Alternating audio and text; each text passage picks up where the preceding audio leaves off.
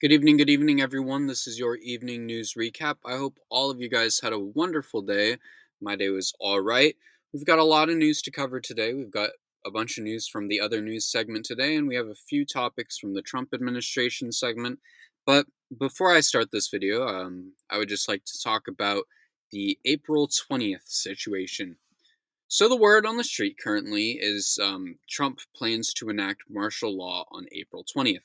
Um, if done so, this would give the Trump administration and the military the power to essentially dictate the United States government and would put us into a military dictatorship. Um, that's the most blunt way you can put it. So, um, what are the plans for this content if that happens? I haven't really made a decision yet. I will still bring you nightly news every night. But there's like a 95% chance that the opinion section on my content goes away. Until further noticed, at least. I'll be honest with you guys. I'm at a point in my life where I'm finally reaching the end of a situation that I have looked forward to getting out of my entire life. I am going to college in a few months, and I didn't grow up in the greatest home situation. And in a few months' time, I'll be able to leave that. And, as much as I enjoy making these videos for you, and as much as I enjoy sharing my opinion and, getting my thoughts out on a situation, at the end of the day, sometimes you kind of just gotta say, hey, I'm worried. And I think if I do this, I'm going to be putting myself at a risk. So I'm going to not do it. Um, and I know that might come as a disappoint to many people, and I'm not 100% saying that I will just end the opinion section completely. I kind of want to see how the internet kind of reacts for one, and I want to see how the world as a whole reacts. Things are changing, and things are changing fast, and I don't want to put myself at risk, especially when I am soon being offered the chance for something that I have waited for essentially my entire life. Um, and truly, I do apologize to anyone who comes to watch my content for the opinion section or anything along the lines of that. Um, Truly, I genuinely, from the heart, am sorry. I really wish we weren't in a situation like we are now. But unfortunately, that is the case, and depending how things go on the 20th, things very likely could change on this channel. So yeah, I just wanted to, let you guys know on the possible future change for these news videos. Like mentioned, I'll still bring you nightly news updates every night, but there's a large chance that the opinion section will be ended. Um, I mean, as much as I would like to not work on April 20th, because for those of you who don't know, April 20th is my birthday, so it will be my 18th birthday that day. Um, it seems that that won't be the case. So we'll see how it goes. You guys will hopefully hear from me on April 20th, unless they just disappear me that day. But, you know, um, we'll see how this one goes. Yeah, with that being said, I guess let's get started with the news tonight. I know that was a little gruesome, but gotta explain myself to some degree. Opening up with the Trump administration segment, we have two things to cover. JD Vance is going to go to India, and a court has rejected Trump's appeal on the Abrego Garcia case. JD Vance is going to India. Vice President J.D. Vance will meet with Prime Minister Narendra Modi on a 4-day trip to India next week as the country negotiates a trade deal. The two leaders are scheduled to meet on the 21st of April for discussions on economic, trade, and geopolitical ties. India's foreign ministry said in a statement the visits will provide an opportunity for both sides to review the progress in bilateral relations. Vance has made many foreign visits so far since entering office, and Trump is yet to leave the country since he has entered the office as the president. The vice president, J.D. Vance, is continuing to travel the world and see if he is able to find a deal with any country. We will see if India and the United States are able to strike a deal with this meeting. Because I do believe a deal with India in many ways could help the burden on the tech industry that these tariffs have imposed on the tech industry. Companies like Apple produce a lot of their products in India. I know a lot of iPhones are produced there, and I believe a lot of other things are produced there as well. So, I mean, in a way, it will, I'm sure, if a deal is made, lower that burden on the electronics sector. Um, but as in every situation, we'll see how this plays out, what happens, how it ends up, and hopefully, J.D. Vance isn't as rude as he was to Zelensky. But we'll see. A court has rejected Trump's appeal on the Abrego Garcia case. Federal courts on Thursday have rejected a bid by the Trump administration to block an order directing it to facilitate the return of Kilmar Abrego Garcia.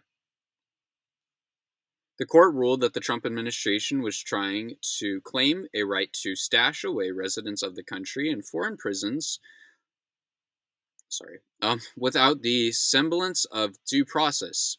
The Fourth Circuit Court of Appeals ruled that the administration has given a short shrift to deportees' due process rights. This is a win. Trump is in the wrong and should have to return anyone who is deported.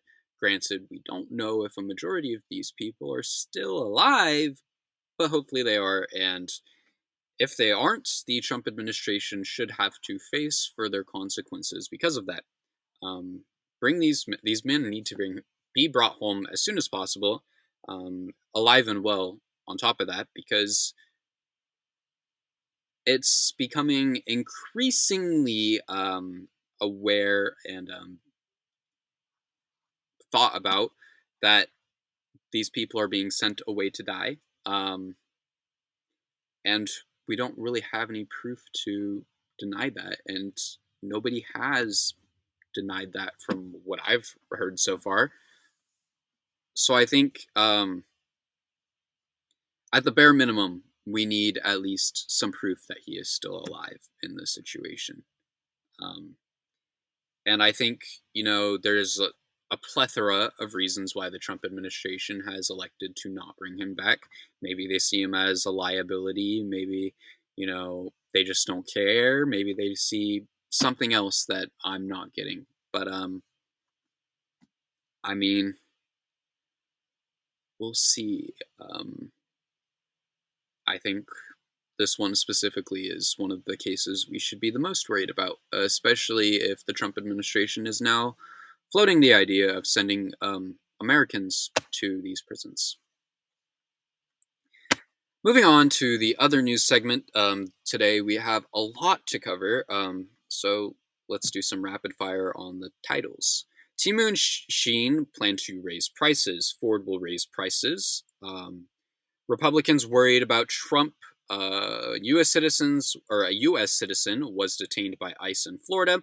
2 have died in a Florida school shooting, and a U.S. veteran has hijacked a plane in Belize.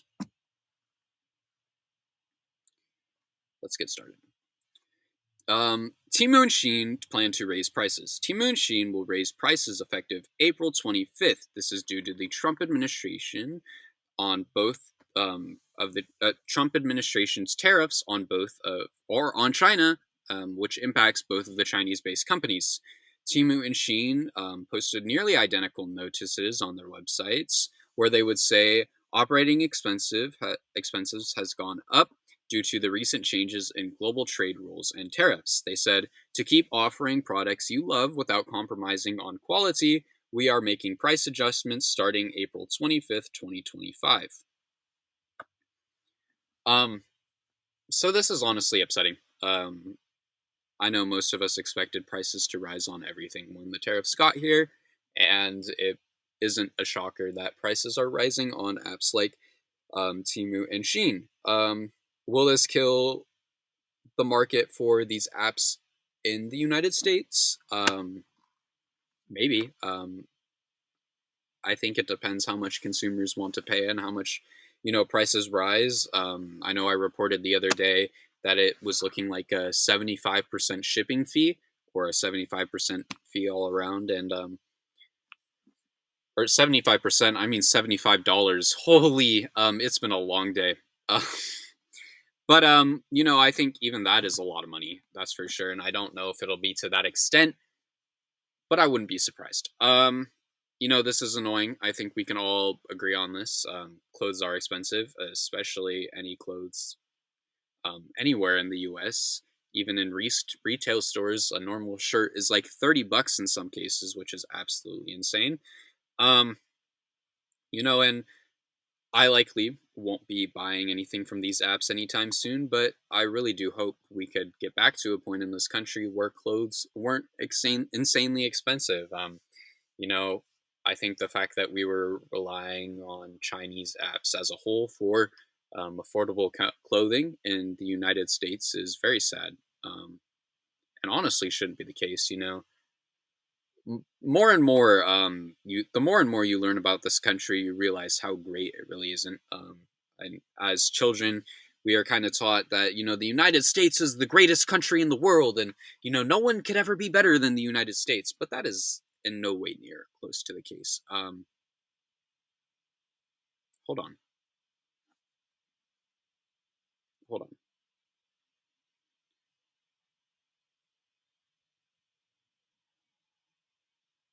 Okay, so some news just came out, and this is literally three sentences, but it's something I just got a notification from CBS. And I know CBS isn't the most like bipartisan news, but this could be good news. So I know like breaking news in the middle of this video, but yeah. Now I'm dying in the middle of this. Okay. Breaking news in the middle. We're gonna take a pause on the news recap, I guess. The Maryland Senator Van Hollen has met with Kilmar Abrego Garcia in El Salvador.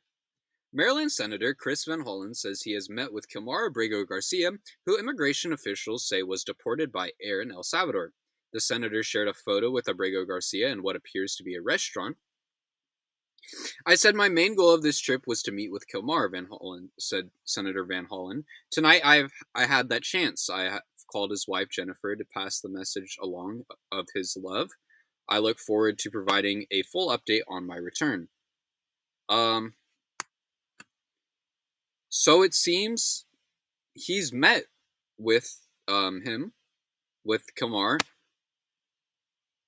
I'm trying to find more. I want to find more information on this now. I guess you guys are getting the process of, me doing research, but that's what these episodes are all about. This is a podcast. We're here to have a good time, Maryland Senator meets with Kilmar. I don't care if anyone thinks this is unprofessional,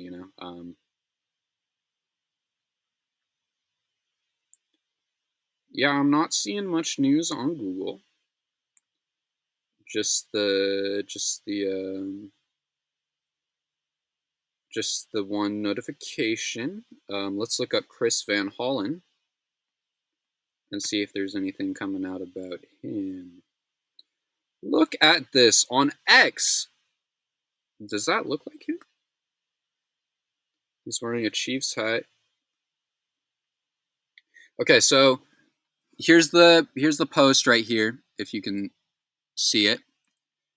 I said my main goal of this trip was to meet with Kilmar tonight. I had the chance. I have called his wife to pass along his message of love. I look forward to providing a full update um, on upon my return.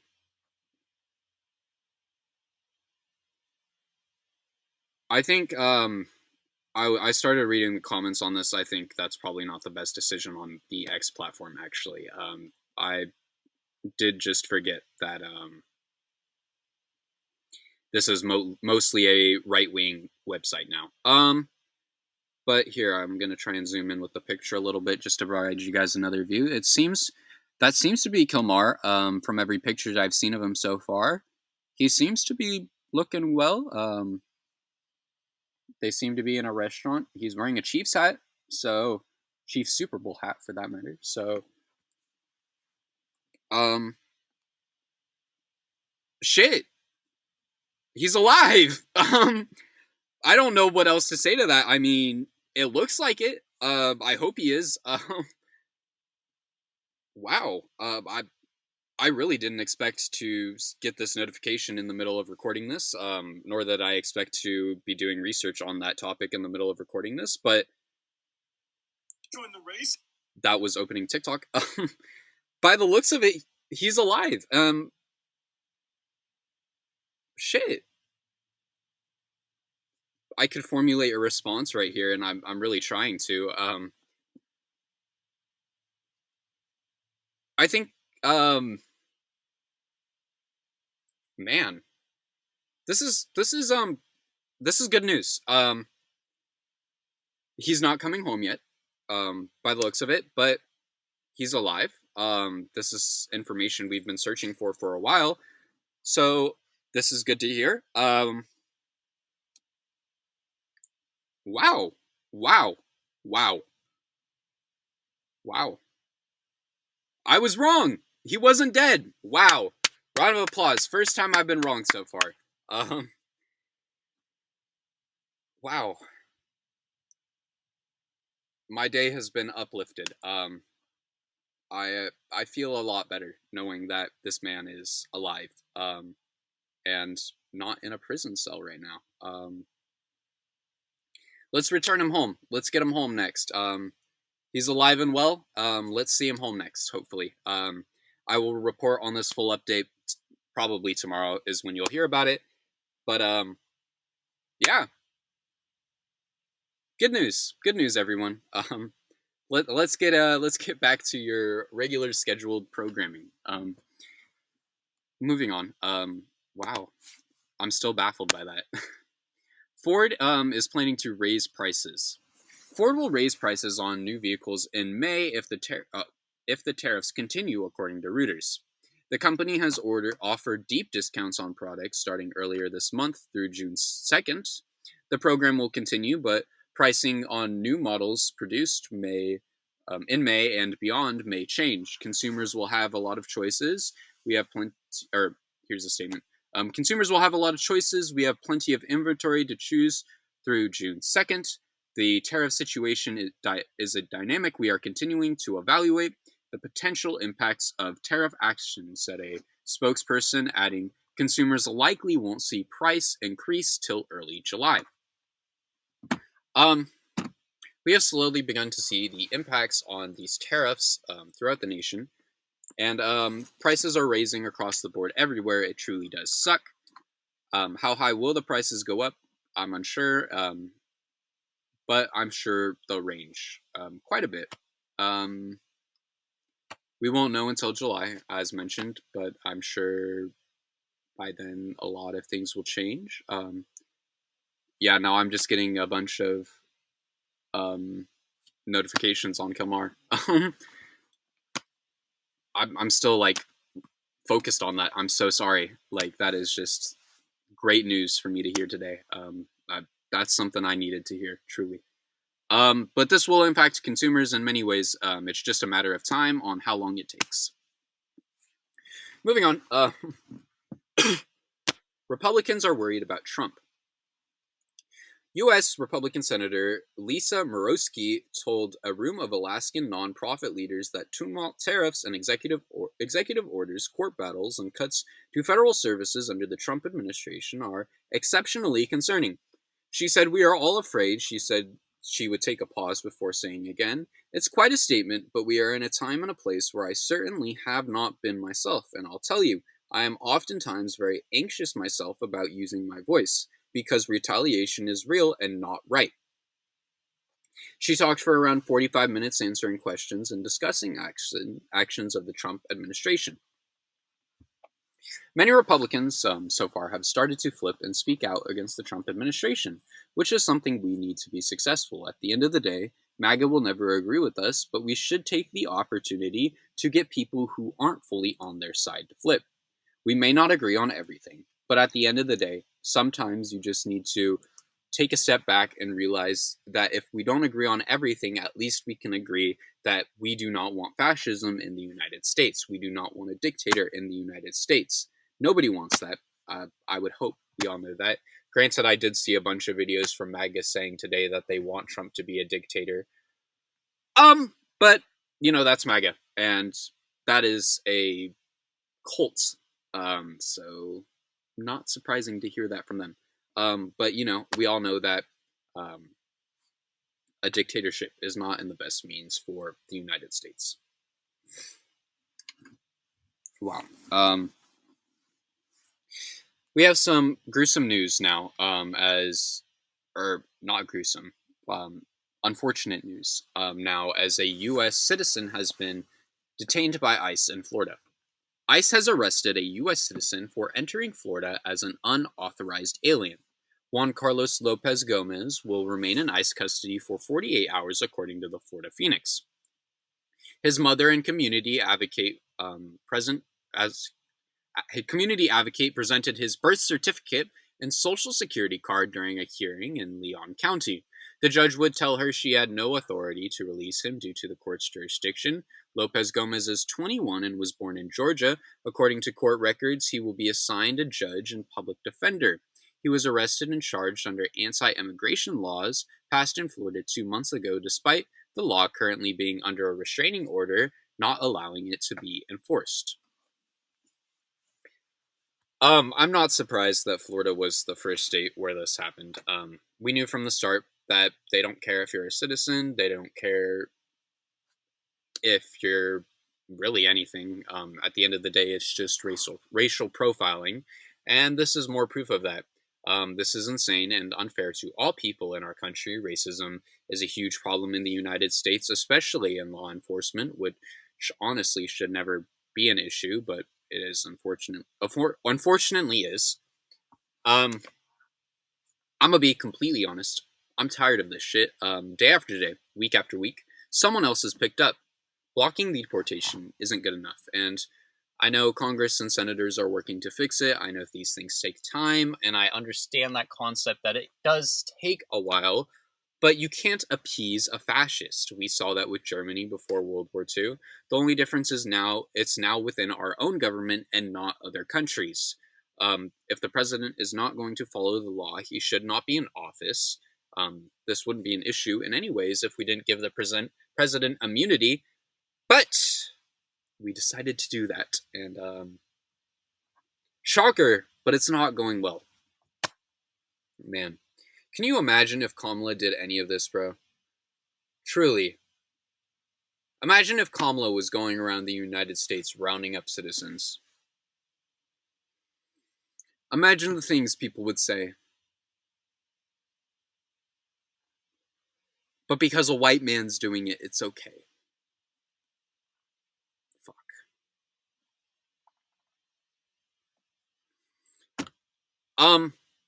But look on the bright side. Kamara's alive.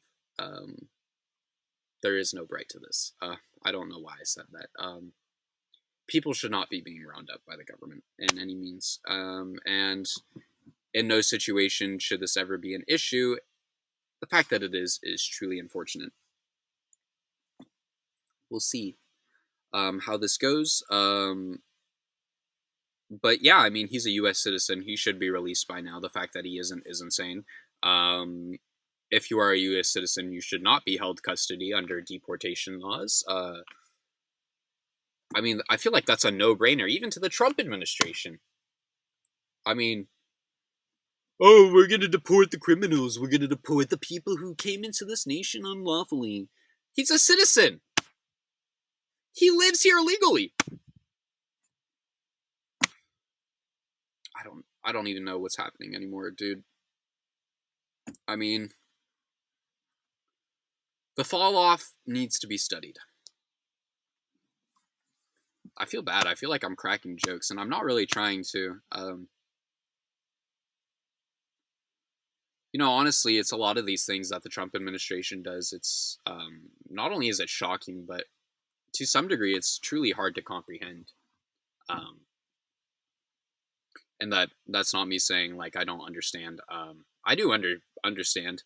Um, I think it's more of a why, you know, and I understand the why as well, but like, why do so much? Why why kill people? Why rip people out of their homes? Why take people away from their families? What do you stand to gain from it? Because at the end of the day, you stand to gain nothing from it, but you know, political support from racists. Um, but I mean, I guess. Moving on to the actual gruesome news today. Two have died in a Florida school shooting. Two people have died at a shooting at Florida State University in Tallahassee. The suspect is a 20-year-old son of a sheriff's deputy who had access to one of the officer's weapons. The university issued an active shooter alert a few hours after law enforcement. A few hours later, law enforcement had neutralized the threat. Officers arrived at the scene and shot and wounded the shooter after his refusal to comply with commands. The suspect, who refused to speak with police afterwards, um, is also the son of the sheriff deputy. The campus lockdown was lifted at 3 p.m. EDT, and students were told to avoid the student union, along with several other areas. The two people who died were not students at Florida State University, but the information on both individuals is limited. In total, 6 people were wounded and are receiving medical attention at a hospital. My condolences to everyone impacted by the situation. Gun violence is a huge problem in this country, and the fact of the matter is, schools should not be more dangerous than it is on the streets. We need better gun laws, and I know in this case, the lack of gun laws wasn't fully what contributed to the situation. But at the end of the day, that is something we still need. People should be taught that a gun isn't a toy, and I think a large issue to that is Nerf guns and airsoft guns and all these other toy guns. I think if a child is not taught from a young age that a gun is not a toy, but they are given Nerf guns to play with, a child is going to think a gun is a toy, and guns aren't a toy. In any way. So I mean, um, there are some laws that need to be made there. I strongly believe, and there are a lot of things that need to be changed with how we allow people to access guns. Um, but I mean, my condolences to anyone who lost anyone in this situation. My condolences to the families of these people. My condolences to the people who are currently recovering in the hospital. I hope all of the people recovering receive a speedy recovery, and they are able to do well and not lose their lives from the situation. And my condolences to the families of the two people who unfortunately passed away in this situation. Nobody deserves to have to live through the loss of their child, and I'm truly, truly sorry that that is something you guys will have to deal with. Um, uh, yeah, my condolences, truly. My heart goes out to you. Um, I'm sorry. Uh, moving on. Truly a sad situation. School shootings shouldn't be as big of a problem as they are in this country. Moving on. A U.S. veteran has hijacked a plane and killed passengers in Belize. A U.S. veteran was shot after he hijacked a small passenger plane in Belize on Thursday, according to U.S. and Belize officials. After the plane landed safely, police identified the man as Akiniela Taylor. Chester Williams, the commissioner of the Belize police, said Taylor wielded a knife and stabbed 3 passengers on the plane. Williams said Taylor was shot by a passenger who was licensed to carry a firearm, which he later turned over to the police. The passenger was among 3 who were stabbed and remains in critical condition as he was stabbed in the back and in the lungs. The hijack took place at 8 a.m. local time on a flight from Corozal to San Pedro. From what I've gathered for the situation, his motives for the situation seem to be unclear. There are many issues with mental health with our veterans, and honestly, this seems like a situation where that might be the case leading to the situation. My condolences to anyone who were injured. I wish you a speedy recovery and a healthy one at that. To the man who, attacked this shooter and saved the lives of all the other people on the plane. You did what you had to do to save the lives of those people, and you did well. So thank you for saving the lives of these individuals. It's, unfortunate to hear that a U.S. veteran did this, but you did a good job saving these people's lives, and thank you for that. I wish anyone who was impacted, especially the shooter who saved these people's lives, um, a speedy recovery, because at the end of the day, nobody deserves to lose their life in any situation. And if somebody is going to put people's lives at risk, it's always good to have someone there to protect those people. So thank you for standing up, and I wish all of you guys a speedy recovery. With that being said, that's about all the news I have to cover tonight. I know this is a bit of a long one. I think it's the longest one we've had in a hot minute. Looking at it right now, it's 32 minutes. It's probably going to be a little longer than that because, I kind of go off on a tangent at the end. But yeah, thank you everyone for watching. Hope all of you guys had a wonderful day. I hope all of you guys enjoyed watching this video. I know there's a lot to unpack from this video, and I know I've talked on a large range of situations. But yeah, thank you everyone truly who has continued to support my content and watch my content. It truly does mean the world to me. If you're on Substack, please consider dropping a subscribe. If you're on Substack, please consider pledging your support. All funds go to me. They help me pay for all the necessities I need in college, like food and clothing and all that kind of stuff. But if not, subscribing is always free. I truly do appreciate any form of support on my content.